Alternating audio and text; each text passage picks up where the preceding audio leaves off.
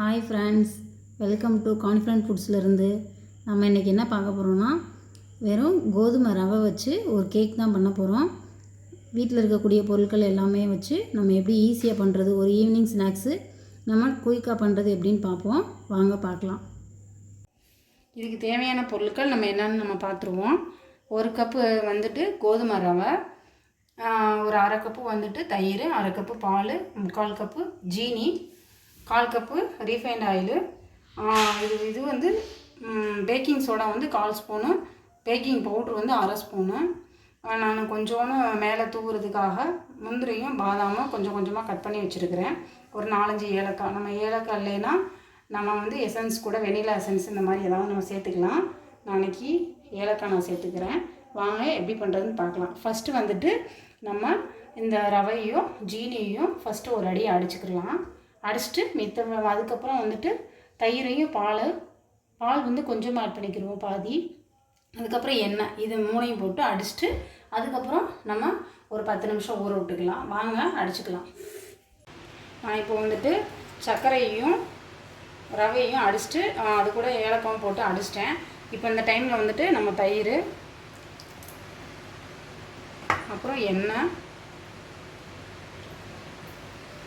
அப்புறம் பாலில் வந்துட்டு பாதி மட்டும் சேர்த்துக்கிறோம். இப்போதைக்கு சேர்த்துட்டு நல்லா மிக்ஸ் பண்ணிக்குவோம். இப்போ பார்த்தீங்கன்னா மிக்ஸ் பண்ணதில் இந்த மாதிரி ஒரு கன்சிஸ்டன்சி நம்மளுக்கு கிடச்சிருக்கு. இதை ஒரு 10 நிமிஷம் அப்படியே மூடி வச்சுருவோம். கொஞ்சம் அந்த ரவையெல்லாம் கொஞ்சம் ஊறி கொஞ்சம் வந்து டைட் ஆகிரும். அதுக்கப்புறம் கொஞ்சம் பாலும் நம்ம சோடா பவுடர்லாம் வச்சுருக்கோம் இல்லையா, அதை நம்ம சேர்த்துக்கிடுவோம். இப்போ ஒரு 10 நிமிஷம் அப்படியே விட்டுருவோம். அதுக்குள்ளேயே நம்ம என்ன செய்வோம், மைக்ரோவேவில் 180 டிகிரியில் ஒரு 15 நிமிஷம் ஃப்ரீ ஹீட் பண்ணிக்கிடுவோம். நம்ம அடுப்பில் பண்ணுறதா இருந்தால் ஒரு இட்லி பாத்திரம் இல்லாட்டி ஒரு பேன், அகலமான பேனை வச்சுட்டு ஒரு மீடியம் ஃப்ளேமில் ஒரு 10 நிமிஷம் நம்ம மூடி போட்டு வச்சிடலாம். மைக்ரோவேவில் 180 டிகிரியில் வந்துட்டு நம்ம ஒரு ஃப்ரீ ஹீட் வந்து 15 நிமிஷம் நம்ம வச்சுக்கலாம். இதுவும் ஒரு 10 நிமிஷம் கிட்ட அப்படியே கொஞ்சம் ஊறட்டும். இதை மூடி போட்டு வச்சிடலாம். 10 minutes later. இப்போ பார்த்தீங்கன்னா 10 நிமிஷம் ஆயிடுச்சு. கொஞ்சம் இறுகி இருக்கிறவ இதில் கொஞ்சம் மட்டும் நம்ம பால் சேர்த்துக்கலாம். இவ்வளோ பால் தேவைப்படலை, 1/4 கப்பே போதுமானது தான் நம்மளுக்கு. இதுவே போதும். நம்ம இந்த டைமில் நம்ம இந்த பேக்கிங் சோடாவும் பேக்கிங் பவுடரையும் ஆட் பண்ணிக்கிடுவோம். நல்லா இது மிக்ஸ் பண்ணிவிட்டு, நான் இன்றைக்கி வைக்க போகிற பேன் வந்து இந்த பேன் தான்.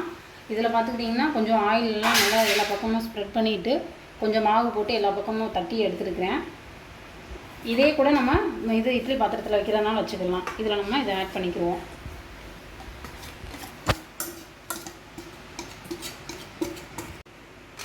நம்ம இதை பேனில் மாற்றியாச்சு. இப்போ இந்த முந்திரியும் பாதாம் இருக்கு இல்லையா, அதில் நம்ம வந்து அப்படியே மேலே கொஞ்சம் கொஞ்சமாக தூவி விட்டுக்கலாம்.